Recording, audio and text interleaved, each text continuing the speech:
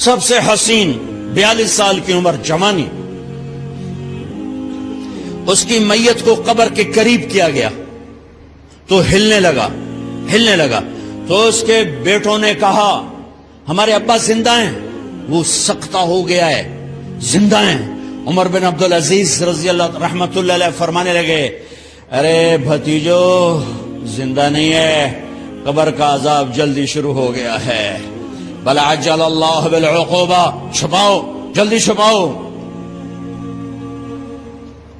عمر بن عبدالعزیز جس تخت پر بیٹھے اس پر سلیمان تھا، اس پر ولید تھا، اس پر عبد الملک تھا، ان تینوں نے اپنے من کو راضی کیا، عمر بن عبدالعزیز نے اپنے رب کو راضی کیا۔ جب عمر بن عبدالعزیز کا وقت آیا مرنے کا تو انہوں نے بلایا رجا بن حیوہ سے، فرمایا کہ میں نے عبد الملک بن مروان چاچا بھی تھے سسر بھی تھے، ان کی بیٹی فاطمہ سے شادی ہوئی تھی، میں نے اس کو قبر میں اتارا، کفن کی گرہ کھول کے دیکھا تو اس کا چہرہ قبلے سے ہٹ چکا تھا، رنگ کالا سیاہ پڑ چکا تھا۔ عبد الملک بن مروان گورا چٹا تھا، یہ جگہ سرخ تھی، کالا۔ پھر میں نے ولید کو قبر میں اتارا، اس کا بیٹا 10 سال حکومت کی، اس نے 21 سال حکومت کی، اس نے 10 سال کی، ولید بن عبد الملک۔ میں نے اس کے کفن کی گرہ کو کھول کے دیکھا تو اس کا رنگ سیاہ ہو چکا تھا اور قبلہ کی طرف سے چہرہ پھر چکا تھا۔ پھر اس سلیمان کا واقعہ تو ابھی سنایا، پھر اس سلیمان کو قبر میں اتارا اور اس کے کفن کی گرہ کو کھول کے دیکھا تو اس کا چہرہ قبلے سے ہٹ چکا تھا۔ اب میں جا رہا ہوں، مجھے دیکھنا۔ پہلے تینوں نے حکومت کی پوجا کی اور عمر بن عبدالعزیز نے اپنے اللہ کی پوجا کی۔ انہوں نے ایک بڑا عجیب خطبہ دیا جب خلیفہ بنے، اے لوگو بچپن میں شعر و شاعری کا شوق تھا تو میں شاعر بنا، تھوڑا سا اٹھان ہوئی تو علم کا شوق لگا، میں نے علم حاصل کیا، جوان ہوا تو فاطمہ بنت عبد الملک سے عشق ہوا، میں نے اس سے شادی کی، اب اللہ نے مجھے حکومت دے دی ہے، اب تم دیکھو کہ میں اس سے اپنے اللہ کو راضی کروں گا۔ ہمارے حکمران تو ووٹ سے آتے ہیں اور چلے جاتے ہیں 4-5 سال کے بعد، ان کی وراثت میں حکومت آ رہی ہے اور 3 بر اعظم پر حکومت ہے اور ایسا دھوب دبدبہ ہے بنو امیہ کا، کوئی ان کے سامنے سر نہیں اٹھا سکتا، اور یہ بندہ 2 سال 2 مہینے 3 بر اعظم میں زکوٰۃ لینے والا کوئی نہ بچا، 3 بر اعظم میں سوال کرنے والا کوئی نہ بچا، 3 بر اعظم میں ظالم کوئی نہ بچا، 3 بر اعظم میں مظلوم کوئی نہ بچا، لیکن خود کیسا رہا؟ گھر آئے، فاطمہ بڑے اچھے دن گزرے ہیں، اب امتحان ہے، میں تیرا حق نہیں ادا کر سکوں گا، طلاق لینی ہے میں حاضر ہوں، ساتھ دینا ہے تو میرے اپنے حق معاف کرو، اپنے حق معاف کرو۔ فاطمہ جیسی عورت انسانی تاریخ میں کوئی نہیں آئی، سیاسی لحاظ سے، سیاسی، دادا مروان بادشاہ، باپ عبد الملک بادشاہ، بھائی ولید بادشاہ، دوسرا بھائی سلیمان بادشاہ، تیسرا بھائی ہشام بادشاہ، چوتھا بھائی یزید بادشاہ اور اپنا خامند بادشاہ، 7 نسبتوں سے یہ عورت شہزادی ہے۔ کائنات انسانی تاریخ میں اتنی بڑی عورت کوئی نہیں آئی، سیاسی۔ فاطمہ کہنے لگیں عمر میں نے سکھ کے دن تیرے ساتھ گزارے ہیں، دکھ میں تجھے چھوڑ کے نہیں جاؤں گی، جو میں نے اپنے سارے حق معاف کیے۔ پھر حضرت عمر بن عبدالعزیز کی راتیں اور دن کیسے گزرے؟ فاطمہ بنت عبد الملک فرماتی ہیں 2 سال 2 مہینے میں وہ میرے بستر پر میرے ساتھ نہیں لیٹے، انہیں غسل کی ضرورت نہیں پیش آئی، مصلے پہ بیٹھتے اور روتے وہیں سو جاتے اور روتے وہیں سے اٹھتے، پر 3 بر اعظم میں ظالم کوئی نہ بچا، مظلوم کوئی نہ بچا، زکوٰۃ لینے والا کوئی نہ بچا، بھکاری بھیک مانگنے والا کوئی نہ بچا، 3 بر اعظم کو ایسے صاف کر دیا۔ یہ فیصلہ آباد بھی ان کی حکومت میں شامل تھا، چونکہ ملتان وہ بمبئی تک اور ملتان دیپال پور تک یہ سارا علاقہ ملتان میں آتا ہے، اور محمد بن قاسم نے ملتان فتح کیا ولید کے زمانے میں۔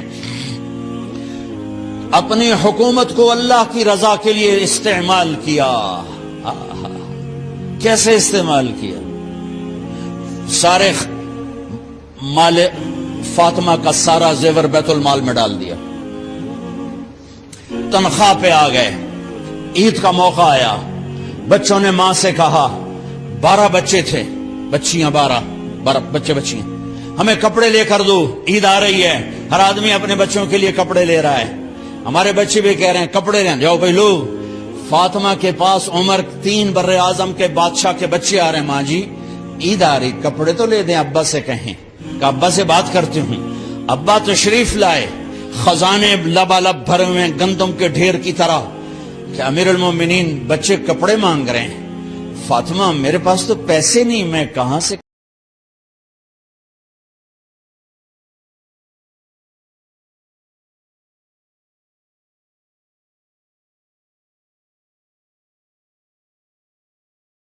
کیا کروں؟ کہ مجھے بھی نہیں پتا کیا کروں.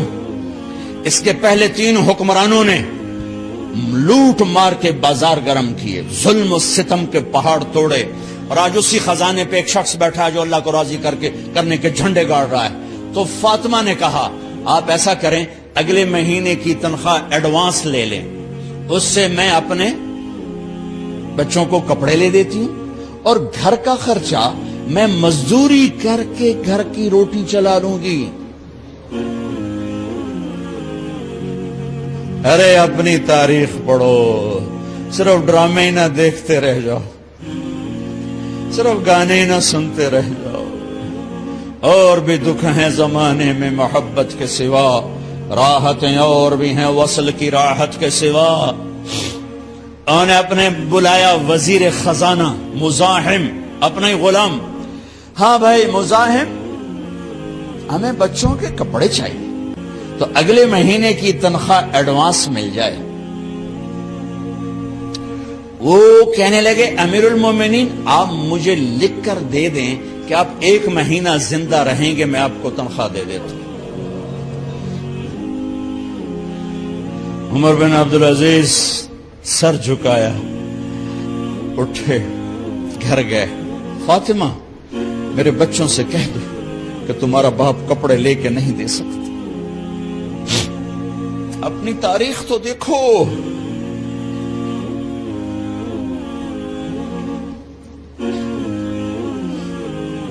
عید کا دن آ گیا,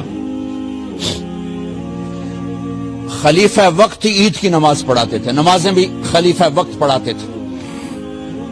بنو امیہ کا خاندان ملنے کے لیے آ رہا ہے. سارے سرداروں کے بیٹے, اعلیٰ پوشاک, اعلیٰ لباس, ملنے آ رہے ہیں.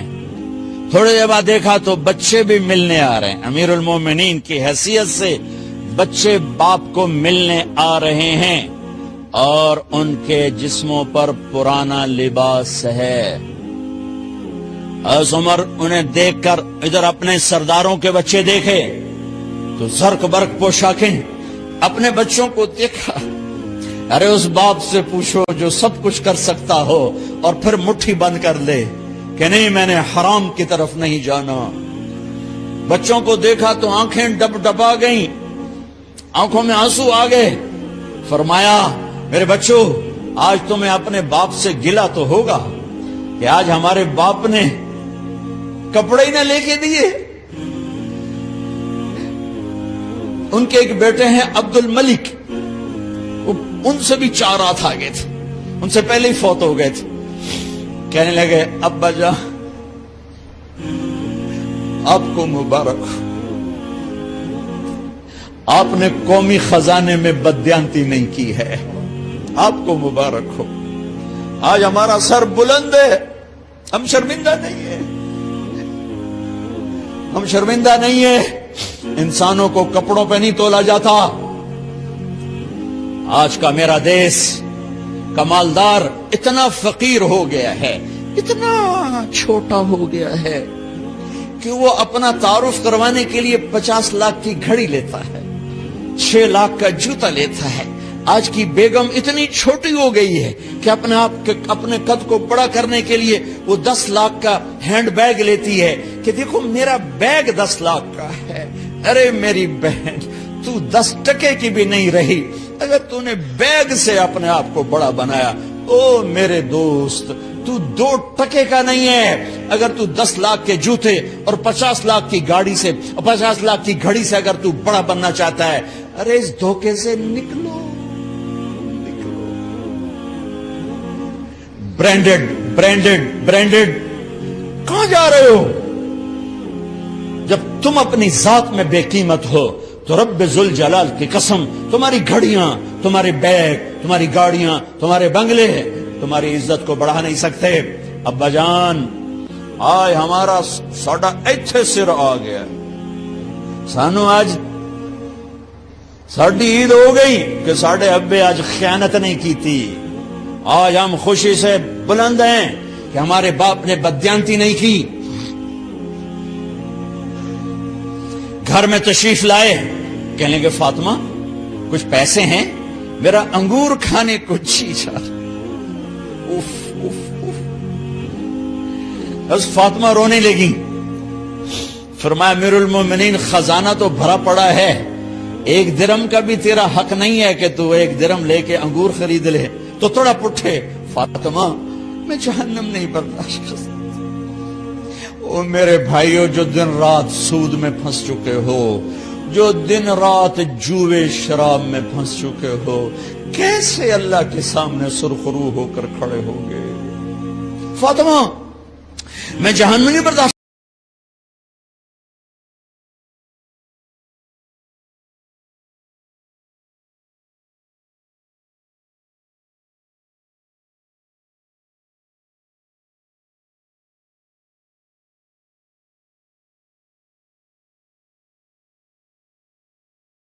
منہ پہ ہاتھ، کپڑا رکھا، دوپٹہ رکھا منہ پہ اور بات کریں.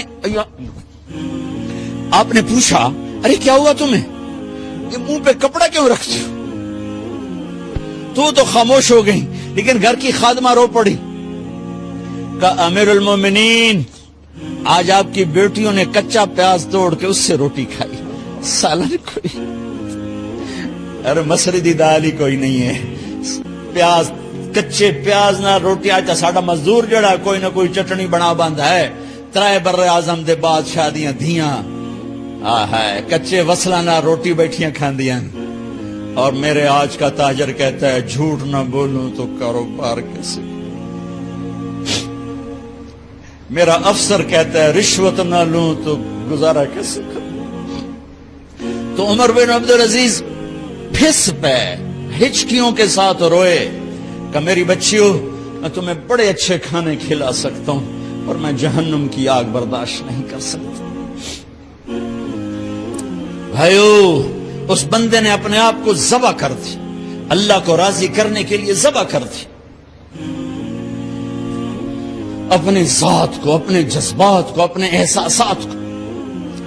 جب گورنر ہوتے تھے نا تو حضرت فاطمہ کی ایک باندی تھی، ان سے انہیں عشق ہو گیا تو اپنی بیگم سے کہتے یہ باندی مجھے گفٹ کر دو. وہ کہتی میں نہیں کرتی. جب یہ خلیفہ بنے کئی دفعہ ان سے کہتے مجھے ہدیہ کر دو، مجھے دے دو. وہ کہتے میں نہیں دیتی، میں نہیں دیتی. جب یہ خلیفہ بنے تو ان کی بیگم نے اس باندی کو نہلایا، خوبصورت زیورات سے سجایا، عالی شان میک اپ کیا اور اس کا ہاتھ پکڑ کے لائی. امیر المومنین یہ آپ کی خدمت میں گفٹ ہے.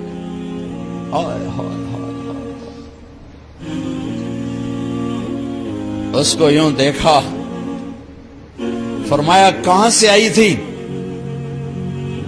کہا جی عبد الملک نے کوفے سے مجھے زبردستی اٹھوایا تھا.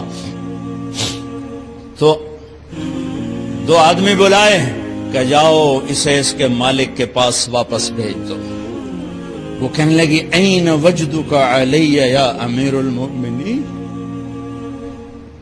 امیر المؤمنین آپ کا عشق کہاں گیا جو میرے ساتھ تھا؟ تو عمر کی آنکھیں بھر آئیں. کہا وہ پہلے سے بھی زیادہ ہے، لیکن تمہیں اللہ کے لیے قربان کرتا، میں اپنے عشق کو اللہ کے لیے قربان کرتا۔ ہاں اب اللہ نے صلہ کیا دیا؟ جب انتقال ہوا ہونے لگا تو بلایا رجا کو، جو میں بات پہلے چھوڑ کے ادھر ان کی تھوڑی سیرت بتائی کہ رجا اب میں مرنے لگا ہوں۔ عبد الملک کالا ہو گیا تھا، ولید کالا ہو گیا تھا، سلیمان کالا ہو گیا تھا۔ یہ کیوں کالے ہوئے تھے؟ یہ بے نمازی نہیں تھے، بدکاری نہیں کرتے تھے، کسی کی طرف ان کی میلی آنکھ نہیں اٹھی کبھی۔ یہ ظالم تھے، ظالم انسانوں کا خون پیا، مال میں خیانت کی، اس پر اللہ نے چہرے پھیر دیے۔ آج عمر بن عبدالعزیز جا رہا ہے کہ دیکھو میں جا رہا ہوں، مجھے دیکھو میرے ساتھ کیا ہوتا ہے۔ ان کا انتقال ہوا، ان کی میت قبر کے کنارے رکھی گئی اور اب نیچے اتارنا ہے۔ سلیمان کی میت کو اتارنے لگے تو ہلنے لگا اور عذاب قبر پہلے شروع ہو گیا۔ عمر کی میت کو جب قبر کے قریب کیا گیا، ایسے ہوا کا جھونکا آیا، ایک پرچہ ایسے لہراتا ہوا یوں آیا، یوں آیا، یوں آیا اور عمر کے سینے پر گر گیا۔ لوگ کٹھے ہو گئے، پرچے کو کھول کے دیکھا گیا تو اس پہ لکھا تھا بسم اللہ الرحمن الرحیم، براءۃ من اللہ لعمر بن عبد العزیز من النار۔ یہ پروانہ ہے اللہ کی طرف سے اس کے بندے عمر کے لیے کہ اسے جہنم سے نجات کی خوشخبری سنا دی جائے۔